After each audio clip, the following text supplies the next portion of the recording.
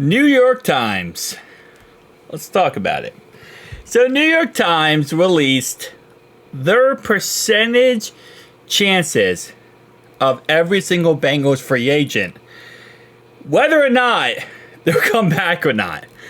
So yeah, this is one of those situations where I love it when these big news stations or big publications talk about us, because half the time they don't know what the hell they're talking about. So it always interests me. Always love to give my 2 cents. Let's get into it. So, first player is BJ Hill. I give BJ Hill a solid 97% chance to come back to this team. And it's not the fact that, I think the Bengals have changed their ways, right? And the Bengals will work better now under losing their defensive coordinator. No. What I think about the Bengals here is I think the fans are very fed up, right? We're very fed up with the fact we lost DJ Reader. And the last thing the Bengals can afford to do right now, given the circumstances that the lease is going to come up in 2026, Mike Brown wants fans to pay 40% of the lease. The last thing that they can afford right now is to lose another big-name D-tackle. That's the last thing. Because we're going to cut Sheldon Rankins, right? We're going to cut Sheldon Rankins. So we are not going to be in a situation where BJ Hill is not on this team next year. I guarantee you that. Other than that, I think BJ Hill also wants to be on this team. He had a really great year last year. This year, not as much. And I think it's definitely one of those scenarios where he's not going to go out there and get paid DJ Reader money. Actually, no, he probably will get paid DJ Reader money. DJ Reader didn't get that much money. But he won't get paid top tier money. So I think it's very possible he comes back. I give a 97% chance because I think the Bengals, they don't want to deal with fans. They really don't. And this is one of those get it done, move on, and figure things out. 97% chance. So, New York Times gives us a 33% chance to bring him back.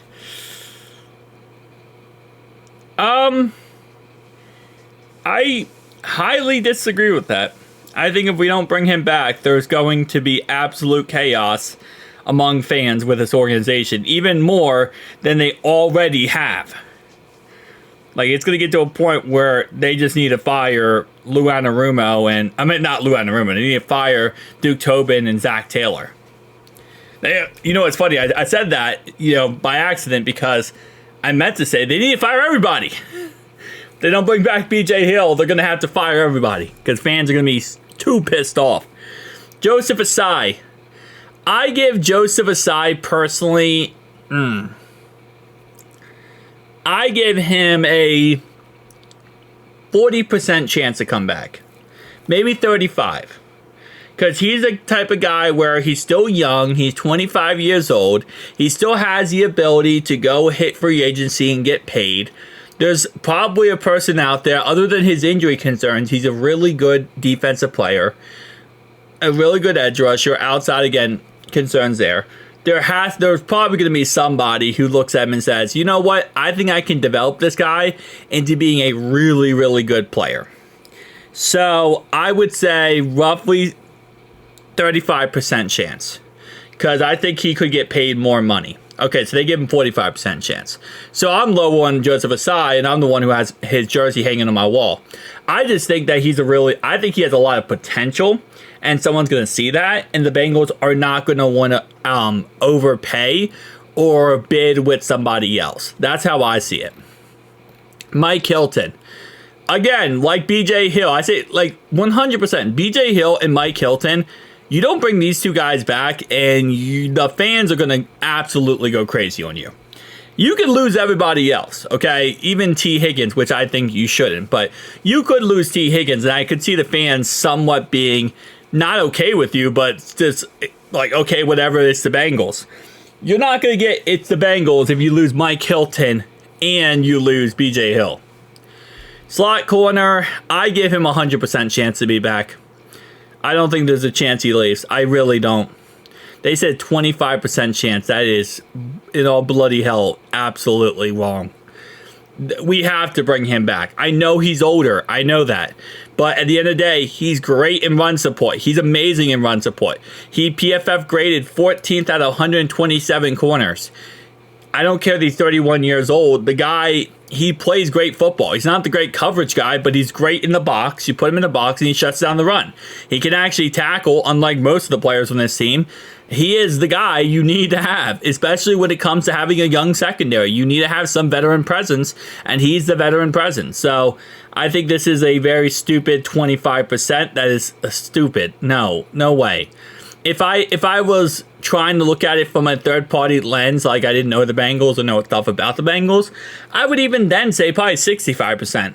I don't see how you could get to 25%. If 65% is the lowest I could see someone going with this idea, because again, he's not going to cost an arm and a leg. He's very easy to work with. He's been on this team for a long time. Like this, he's older, so it's not like he's trying to get the bag. Like there's no reason why we couldn't get this guy back, and 25% is just stupid. No. Vonn Bell. So Vonn Bell is going to come back because he's going to get a know-nothing contract, and we're not going to pay him. That's why he's going to come back. In reality, if he wants any type of money, I mean, it might be 2%, 1% maybe. If he wants any type of money, if he's like, hey, listen, I want to get paid one more time, I'm 30 years old, then there's a 0% chance. The only way Vonn Bell comes back is if he wants nothing. Because you got to keep in mind, this year right now, we're not paying Vonn Bell currently. See, it says last deal, 1 year, $1.21 million. We're not paying him. That is the Panthers who is paying him. We had him for free. We got him back for free, and he didn't work out. Okay? It didn't work out for him. So, unless he's okay with taking little to no money, I don't see the situation where he comes back. I think he definitely will be, somewhere else. Unless, maybe we could potentially bring, potentially him in as a secondary coach or something. I wouldn't be against the idea of a secondary coach. I think Vonn Bell could be a really good secondary coach. Right now, we're revamping our defense. Make him a secondary coach. He could be good. But as an actual player, yeah, they give him 1%. It's funny. That's exactly what I said. 1 to 2%. I mean, it's really like that. Like, unless he's like, hey, league minimum seems really delicious right now, which I don't think he will. No, he's 100% not. No, he's not coming back unless he takes league minimum. And that's going to be a 1% chance. Keem Davis-Gaither, this is another guy, 27 years old, had a lot of good years left, could be a very good player for us, but could also be very good elsewhere. He has a lot of potential, and he has really shown it off these last couple years. He hasn't been the best player, but I think he's been good enough. He was a team captain this year. That's another thing. He had an interception on Mahomes. He had another interception later in the year as well. Personally speaking, last year was 1 year, $2.7 million. You're not going to get him back on that. I would give it a 45% chance, maybe a 40% chance. Again, because this is a situation where if we don't get a contract done with him before free agency, he's probably going to get a big offer. And when I say big offer, I mean big offer relatively to how good he is as a player. Okay, I don't mean like he's going to get $200 million, no. But he's going to get enough money that relatively to what he is as a player, I think he's a solid player. So I would say he would probably get somewhere in the ballpark range of $7 to $8 million a year. Or no, maybe not that. Maybe like $5 to $6 million a year. And I think he'll take it. So I say 40 to 45%. They say 15%. I say 40, 45%. I could see where they're coming from, getting down to that 15 percentile. I think the lowest I would go, though, is 30% on this. I think 30% is a pretty good number. Again, I think that another team's going to see his potential and go after him. And we probably won't pay him, not with the money. Offensive big names. Mike Gesicki.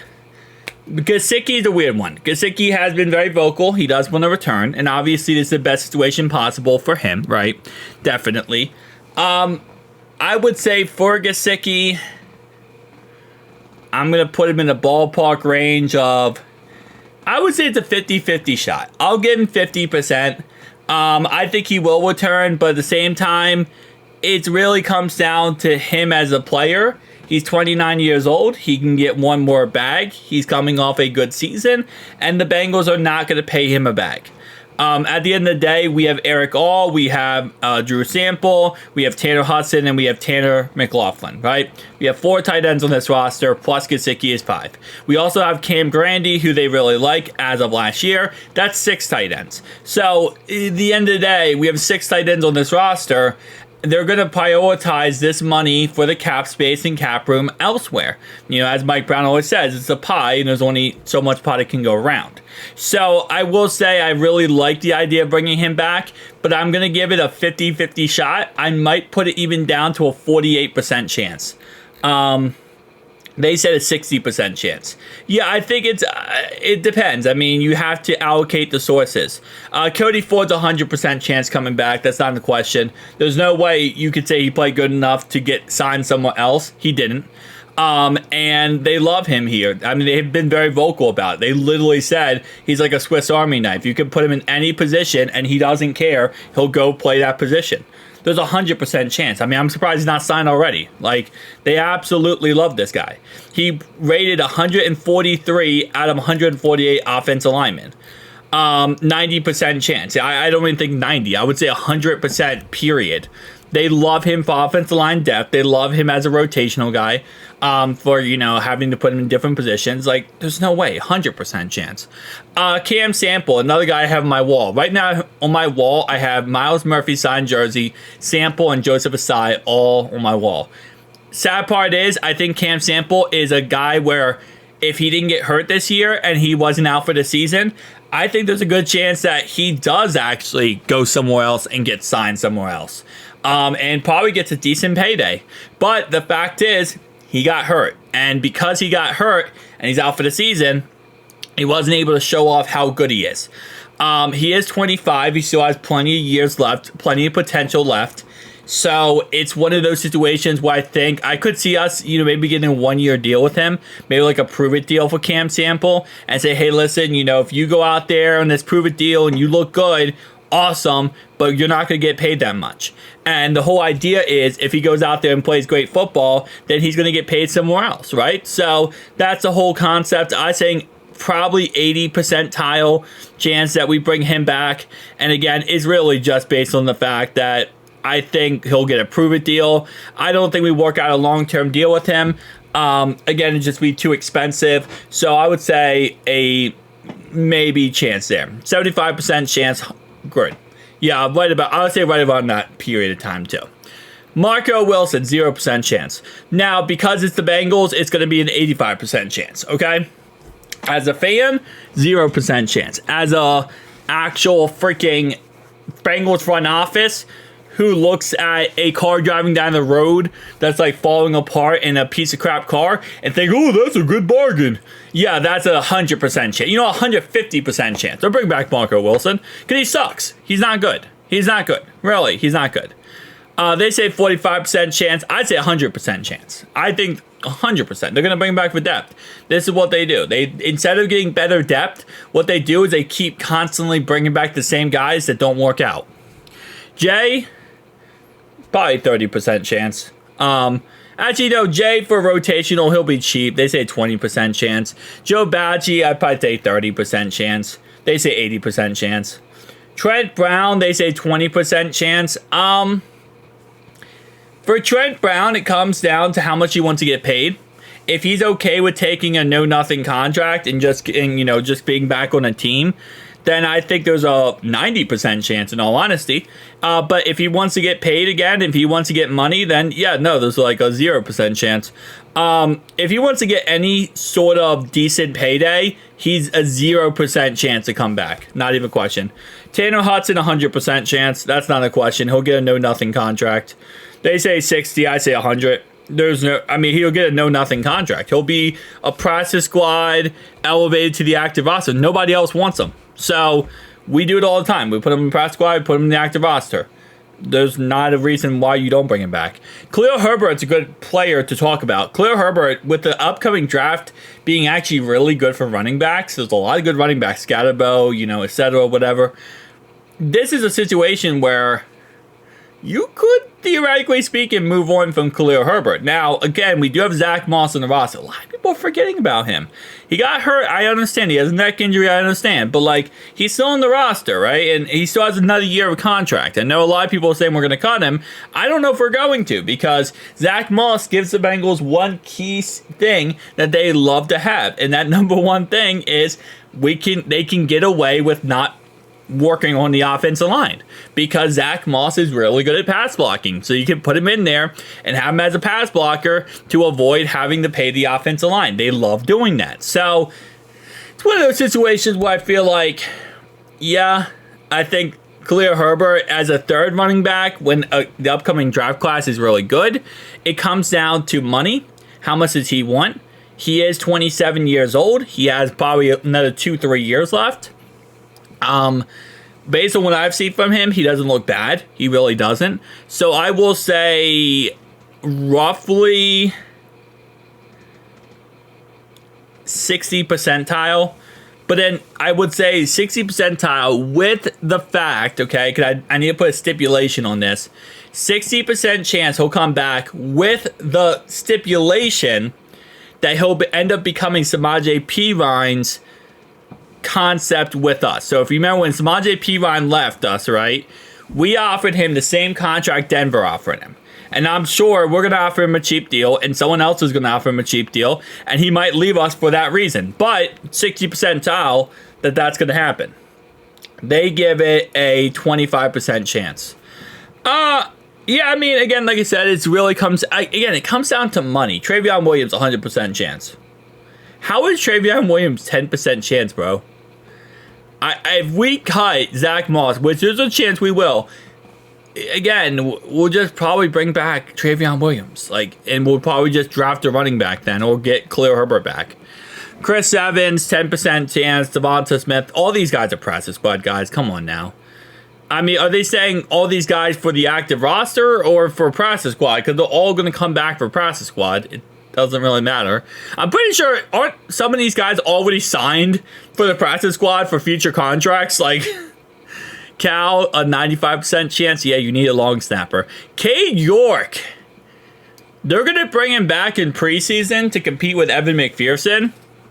But I think Evan McPherson will probably win that, in all honesty. So I'm going to say probably a 5% chance. 10% chance, okay. Yeah. Tell me down below your thoughts and opinions. We'll bring back Ryan. That's guaranteed. Peace out.